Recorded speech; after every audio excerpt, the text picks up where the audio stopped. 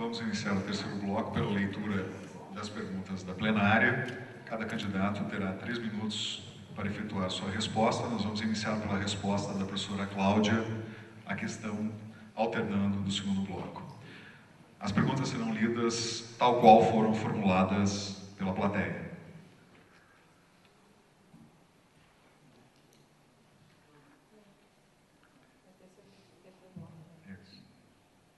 Então, podemos começar?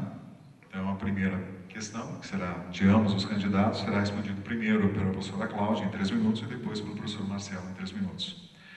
Em relação à capacitação, percebemos que somos limitados a realizar esses cursos em locais pré-estabelecidos, regulamento constante no site do Instituto Federal. No Estado, essas instituições oferecem cursos com carga horária inferior ao estabelecido. Vejo que poderíamos realizar cursos em outras instituições, onde podemos escolher o curso e não ficar limitados aos que o edital informa. Ele gostaria de saber a posição dos candidatos em relação às poucas alternativas que temos à progressão. 3 minutos para a professora Cláudia responder e depois, em seguida, o professor Marcelo. É importante dizer que essa foi uma colocação justamente que veio da comunidade, da necessidade que nós temos de descentralizar as instituições que fazem ou irão fazer a qualificação dos nossos servidores. E não é só dos nossos técnicos administrativos, mas também dos nossos docentes, que muitas vezes precisam se qualificar para poder entrar em sala de aula. E aí a gente entrou nessa discussão, quando a gente construiu o projeto, o plano de capacitação. Naquele momento, nós não tínhamos outra alternativa a não ser delimitar as instituições, mas já está previsto para o plano de capacitação do ano de 2012 uma readequação dessas instituições, levando em conta, inclusive, as instituições de ensino credenciadas, digamos assim, junto ao Ministério da Educação, o próprio Sistema S, que nós temos que levar em consideração na hora de estruturar o plano de capacitação. Lembrando também que é importante que o Instituto fomente ações como a que nós desenvolvemos o ano passado, junto à Escola Nacional de Administração Pública, por exemplo, para capacitar esses servidores que chegam no Instituto e muitas vezes não dominam a legislação da gestão pública, porque o conhecimento da legislação pública é absolutamente relevante para desempenhar esse papel, né? As pessoas precisam conhecer a logística da administração pública, que não é em 6 meses que muitas vezes nós conseguimos fazer um processo de licitação, um processo de consultoria, muitas vezes, leva mais que esse tempo. Então, nós temos toda uma discussão em cima dessa questão, sabemos dessa necessidade, precisamos, claro, aprimorar. Esse foi o primeiro plano de capacitação que foi discutido com as comunidades e votado no Conselho Superior, passou, portanto, pelo crivo dos nossos conselheiros, e nós entendemos que é muito importante que as pessoas contribuam para que a gente possa estar aprimorando isso ao longo do processo. É assim que a gente constrói e a gente entende o processo democrático, a partir das contribuições, né, das percepções dos nossos servidores e das contribuições que eles podem dar para que esse processo se aprimore. A senhora tem mais 30 segundos, professora Cláudia. O professor Marcelo terá 3 minutos para responder a mesma questão. O plano de capacitação que nós temos atualmente para os técnicos administrativos, ele é insuficiente. Ela é insuficiente porque nós temos de construir um plano levando em consideração alguns critérios. Em primeiro lugar, nós temos de ter uma massa crítica que conheça muito bem o PCCETAI. Temos que saber como é que é o plano de carreira dos técnicos administrativos. Só a partir do plano de carreira conseguimos modelar um plano de capacitação que faça sentido. O segundo critério importante, a segunda questão importante, é que nós precisamos ter uma ideia do que nós queremos para a capacitação em relação aos técnicos administrativos.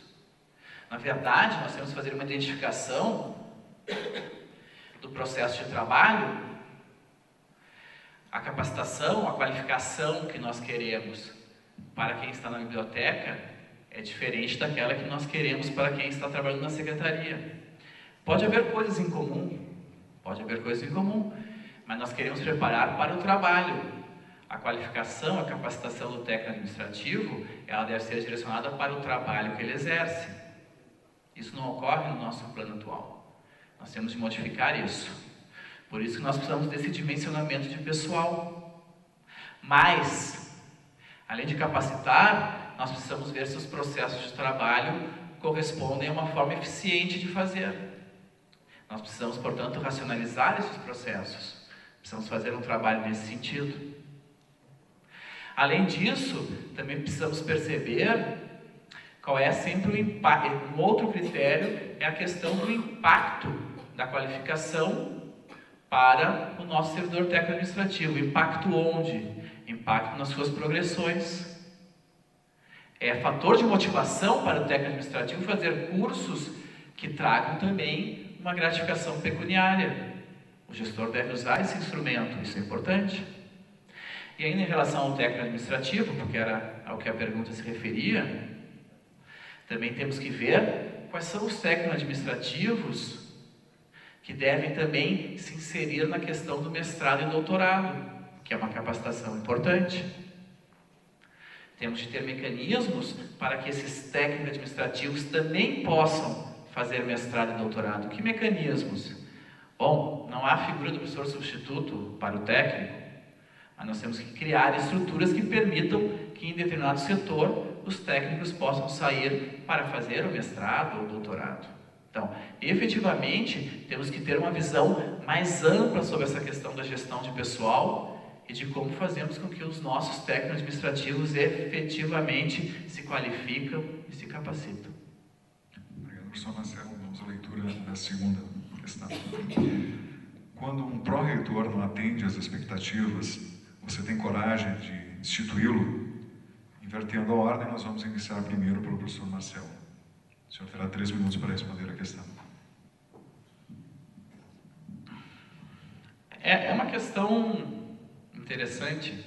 A gente poderia responder sim ou não, direto, mas, enfim, é a necessidade de elaborar um pouco a resposta. Em primeiro lugar, não é simples trocar um pró-reitor. Não é simples trocar um pró-reitor. Um pró-reitor foi escolhido em determinado contexto. Um pró-reitor é um parceiro da administração. Então, a troca a todo momento, a troca por questões menores, essa não é uma troca razoável. No entanto, o pró-reitor, ele não foi eleito. A eleição que nós vamos realizar no dia 28 é para reitor. O único cargo, portanto, que nós vamos estar escolhendo para que permaneça por 4 anos é o cargo de reitor. Esse não poderá ser trocado. E o reitor tem de ter a leitura de quando a sua equipe está com dificuldades para realizar um trabalho eficiente, um trabalho que agrade a comunidade, um trabalho que leve o Instituto Federal do Rio Grande do Sul ao patamar que todos nós desejamos. Portanto, o reitor tem de fazer essa leitura. E tem de estar disposto, sim, a trocar, se essa for a maneira de corrigir os rumos. Portanto, a minha resposta à pergunta é sim. É sim, se as circunstâncias assim determinarem. Na verdade, a relação entre reitor e pró-reitor é uma relação republicana, não é uma relação pessoal. Claro que o reitor vai escolher pessoas com quem ele possa trabalhar, mas a relação no serviço é uma relação republicana. As escolhas do reitor devem ser escolhas republicanas. E por isso faz parte da atividade de ser reitor, de ser gestor, de ser administrador, trocar quando a equipe não dá certo. Não vou ocupar aqui os meus 3 minutos defendendo essa questão. Na verdade, eu não acredito que ninguém defenda o oposto. Sim, qualquer reitor certamente, quando enfrentar dificuldades, vai trocar a sua equipe, vai trocar aquilo que for necessário. Não sem antes tentar melhorar com os seus colaboradores. Obrigado, professor Marcelo. A professora Cláudia agora responderá a mesma pergunta em 3 minutos. Sem sombra de dúvida, a questão das pró-reitorias, ela envolve uma questão bastante pessoal. E quando a gente escolhe o reitor, a gente escolhe não o reitor, mas a gente escolhe uma proposta de gestão. E essa é uma das questões centrais na escolha dos pró-reitores. É o compromisso que esse pró-reitor tem com essa proposta de gestão, não com a Cláudia. A Cláudia pode entender que aquela pessoa possa, naquele momento, desempenhar as suas funções por conta dos critérios que ela entende que sejam relevantes para aquele momento. E é assim que a gente trabalha, é assim que a gente constrói uma relação franca, honesta, transparente, sem demagogia. É dessa forma que a gente faz. Eu tenho basicamente dito para as pessoas que o Instituto se constituiu num contexto bastante complexo, que foi o contexto das 4 escolas que já existiam. E a partir daquele momento nós iniciamos o que foi um processo de transição e que deu seus frutos e teve, obviamente, seus percalços e seus obstáculos. Na formação da equipe da próxima gestão, é muito importante, né? No meu caso, e esses são os critérios com os quais eu trabalho, que a pessoa tenha compromisso com proposta de gestão, que eu já falei antes, compromisso com o trabalho, as pessoas têm que estar absolutamente disponíveis para essa função. Não é fácil, o processo de gestão é um processo solitário, é um processo que exige dedicação profunda e coloca as pessoas numa situação, muitas vezes, de desgaste. Então, esse é o processo normal. As pessoas têm que ter compromisso e tempo disponível para trabalhar para essa proposta. E, por último, a experiência sistêmica. E, com isso, eu quero dizer que não basta a gente ter uma pessoa que tenha conhecimento, por exemplo, para a área de ensino, única e exclusivamente para ensino. Essa pessoa precisa entender também de pesquisa, de extensão, precisa ter esse conhecimento das realidades dos campi, de como o Instituto foi formado, conhecimento da nossa missão, conhecimento dos nossos objetivos, conhecimento das nossas propostas, para que ele possa, dentro da sua pró-reitoria, também estabelecer o diálogo com as outras. É muito importante que essa pessoa consiga se reconhecer nas outras pró-reitorias.